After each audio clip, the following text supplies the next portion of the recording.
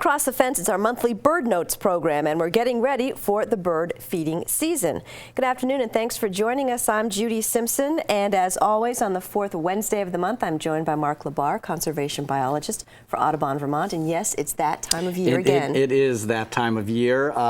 People are getting ready to put their feeders out. Some people already have. Guilty. And thanks again to Guy's Farm and Yard for letting us visit their store and bring in a host of different feeders to talk about. We'll go over some of the stuff we usually go over every year about this time, but it's a good refresher, and then maybe touch on some new stuff this year too. Okay, great. Sure. Where do you want to start? Let's start with the feeders. Okay. And you know, usually this is the spot people go, they buy their feeders and they want to get the birds, or they're taking their feeders out, and there are a number of different kinds. Of course, this first one here is the traditional hopper feeder. That top lifts off there so that you can actually put food in. Obviously the seed, it's got a nice clear front. Once that piece of paper is taken out, you can see how much food is there, and then on the side you can see where the suet actually can fit. Yeah, so you have one feeder that serves two purposes. Two purposes, right. And nice. it's an easy one. It's pretty easy to clean. This one's made out of recycled plastic. I was going to say, it's pretty sturdy. This will last for years. Yep, and because it's made out of plastic, it does make it easier to clean some of those things as opposed to some of the bigger old wooden ones. And there's too a mesh on the bottom so that the moisture, if it gets wet, that it drains the seed, so you don't get that mushy kind of collection, which often happens in bird feeding time. Yep. The next type of feeder is that long tube feeder, and this is your classic tube feeder. Yep. For years and years, we have promoted this one just because, again, this one's clear. It allows multiple birds to perch on those smaller perches. The perches are small, restricting some of the bigger birds like jays. And this one in particular has an easy cleaning device. So you just pop the top and pull a pin, and all of those little portals kind of come apart. Right. So it's an easy one to clean. Which is nice. Which is good. And we should remind folks, too, that when we're looking at cleaning feeders and you're starting to bring your feeders out, it's always good to clean at the beginning of the year, and then clean frequently through. A mixture of 1 to 4 bleach solution. If you get a bucket, you can dip those right in. Sometimes you can also get fancy tube cleaners. This works well for the tubes, and you can get right down in there.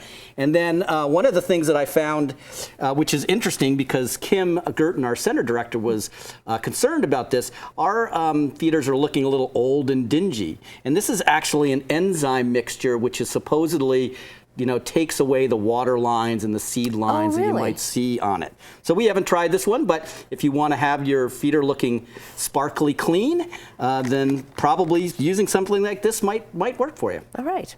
And then as we move along, these two feeders types, the first two that we talked about, focus primarily on, you're looking at your mixes of seeds, your sunflower seeds, the larger seeds. This small feeder right up front is our Niger seed feeder, and that obviously Niger seed is much smaller. It's great for goldfinches, siskins, all sorts of things like that. It has a very small hole. You can see that little hole there because the seed is very small. Right. Now this is a small Niger feeder. Oftentimes some of these feeders can come 2-3 feet in length, and they can host a whole flock of goldfinches that come in. Now, one important thing about Niger seed is you want to buy fresh stuff every year. We heard from folks that when they used old Niger seed, they would often not see any birds using it. Somehow the birds know that the seed is kind of gone past its prime. So make sure you get Niger seed, fresh Niger seed every year. Okay. A couple other feeders. This wooden one that's right in front of you here with the holes in it. Yep. This is used for peanut butter, or in this case, one of the foods that you can use is this, what they call tree icing. And you actually smear that into the holes, and the birds can perch on that, and they can access, that food source. So it's kind of like this is peanut butter and suet is all that seed icing is. And the birds can get in there and feed on it.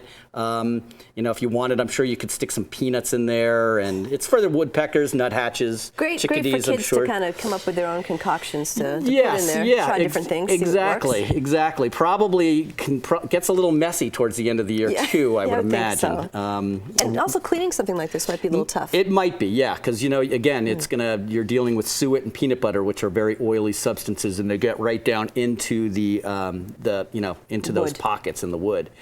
Another feeder type that we look at is this one right here. This is a peanut feeder, and you can see it has much kind of medium-sized holes that you can put peanuts in there. Not the shells. Not the shells, the cracked ones. And that again allows the birds access to that without having the all those peanuts fall on the ground. Right, and they have to work a little bit to get the bits and pieces out, which is kind of nice. Right, and the peanuts don't necessarily work to some extent with some of the other feeders. So having a feeder like this is a really good one. And so what kind of birds would be attracted to that? Again, you're looking at your woodpeckers, your nuthatches, your chickadees. These are birds that really like that that cracked peanut kind of thing. All birds go for the black oil sunflower seeds. We'll talk a little bit about the food in a little bit. But if you want to get your woodpeckers in, that's a good feeder to do with that one. Another woodpecker feeder, and this is going back to a suet feeder, and I think we showed this last year too. Oh, right, yep, I like this one. Yeah, so this is it's a suet feeder, a traditional suet block, but it provides your woodpeckers a perch and a place to put their tail so that they can actually access that food. As opposed to when it's just the cage that's hanging, it's hard for them to... Right, because they use that tail as a means of getting the force that they need to actually peck at things, and so it provides them as if they were climbing up the side of a tree and feeding on a tree. So that's a nice one for them. And then this year at the center, we're going to try a new feeder, which is, it's rather interesting, which is this one. And I'm curious to see how this works. I like it. Yeah, it's very 60s. It's kind of cool, and obviously, it expands and closes, so it's easy to store. It's for sunflower seeds, because these holes would be too big for Niger seed. Right. Potentially peanuts too, I would imagine, would go in there. So it'll be, we'll try this one out and see how easy it is for the birds to get some of those sunflower seeds out. Excellent. And then we have one last feeder right there in front of you. Right. This is a window feeder. It's got some suction cups on it. It's clear on the back. You can't really see that right now just because of the cardboard there. But the suction cups go here. Yep. And you put that on your window, and birds can come in, and you can, Great especially if you live chickadees. in an apartment. Yes. To put that up. You don't have room for a big feeder. You can put that, and the birds will come in, and plus you get to see them closer. To the house. Definitely. So it's fun for kids. It's fun for people that are just starting bird feeding and want to get those birds up close. Now we have two things over there that usually come with feeders, or we recommend. This is a dome, which can work as a baffle. Right, but it also works to keep your seed clean and dry. Right. If you're out there and you're hanging things out on a pole, oftentimes the weather can turn the seed bad. So this prevents that. And then the other piece goes on the bottom, and that is something that would be used for collecting any of that waste seed. Right. That again has holes in it, hopefully to drain some of that. But you want to be aware that even though there are drain holes in this one, you still get that. You can still get that really messy stuff that you want to make sure you keep clean. Right. A clean feeder is very important.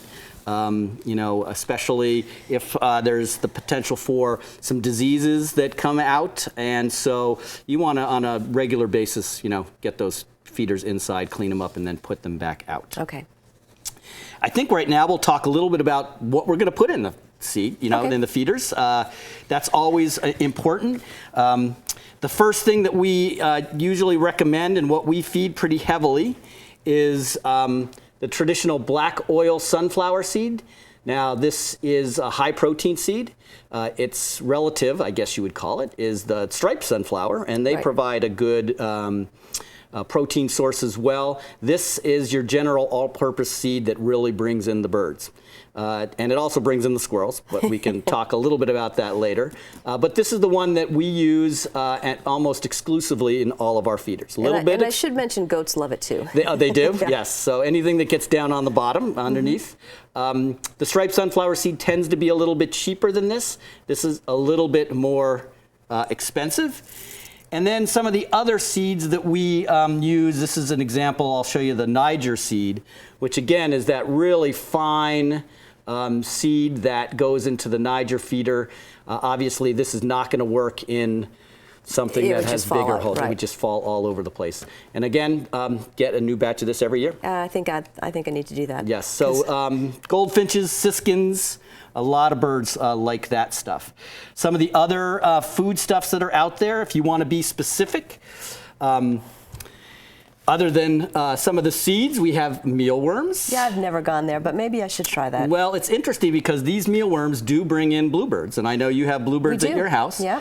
We have a picture here from Fred Stone down in Paulet, Vermont, of a mealworm feeder that he uses to attract the mealworms.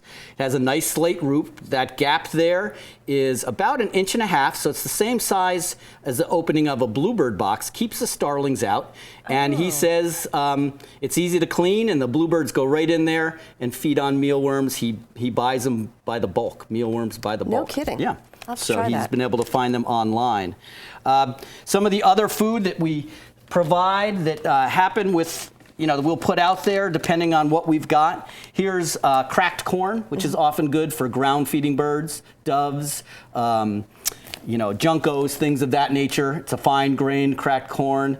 It's a lot of other birds like chickadees and things won't tend to go for this one, but the woodpeckers will if you provide it a little bit higher up. So again, this is a good one for some of those ground feeding birds. Again, we talked about peanuts, and you can see here's our peanut feed, and it's got a whole host of different peanut sizes and chunks in there that work perfect for that one peanut feeder. And then I wanted to bring one other thing up here. This is often a feeder, a food that we see when we're doing our Christmas bird count. You'll see feeders filled with this. This is cheaper, so it's inexpensive, but it also has a lot of safflower seeds and millet, which often end up on the ground. Right. So you see when you come up to feeders and we're looking and we're bird feeding, you'll often see these feeders full of this stuff, and the other ones with the sunflower seeds empty. Right, and a blue jay on the front is indicative of what happens. They shovel through all the other stuff just to get to the sunflower seeds. And that ends up down on the ground.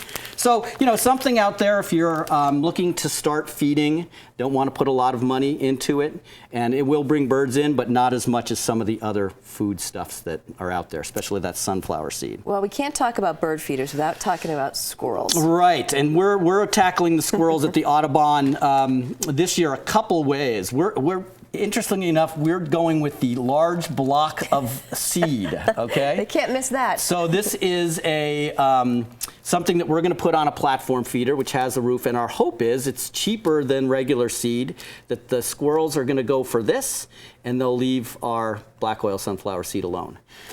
There's other things that can be used in the same way. This is a it's kind of sweet corn. It's a squirrel log, it's called. And this one you actually put on top of a little platform. And you can see this feeder here actually has a little seat for the squirrel. So the squirrel sits there, and you put these things on. And again, you're hoping to keep the squirrels from taking a lot of your... so rather than trying to fight them off, just give in and feed them too. Yeah, I hate to say it. That's the way. And then, of course, every year there's a new feeder out. This is the Squirrel Buster Plus. I like it. See the Squirrel Buster. Yep, there, and this one is one of those types that when the squirrel goes on it, or any heavier bird, it actually closes the access to the food off. So the food is restricted from, the squirrels are kept away. Jays probably, but chickadees and things like that can get in there and get access to the food. I'd be curious to see, squirrels are just really tough to beat. They use ropes and... Oh, yeah. Repel things, it's crazy. So, all right. Well, thanks for bringing these in. And if you have a bird-related question, you can pass it along to Mark. You can write to him at Audubon, Vermont, 255 Sherman Hollow Road in Huntington, or you can reach Mark by email. His email address is mlabarr@audubon.org. Thanks so much for bringing this in. You're very welcome. And again, thanks to Guy's Farm and Yard for letting us get at all these feeders and food. A lot of fun. That's our program for today. I'm Judy Simpson. We'll see you again next time on Across the Fence.